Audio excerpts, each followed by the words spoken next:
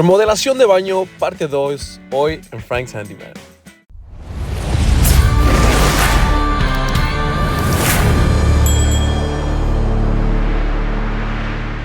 Hola amigos, bienvenidos a otro episodio de Frank's Handyman. El día de hoy vamos a estar trabajando aquí en la parte 2 de este video.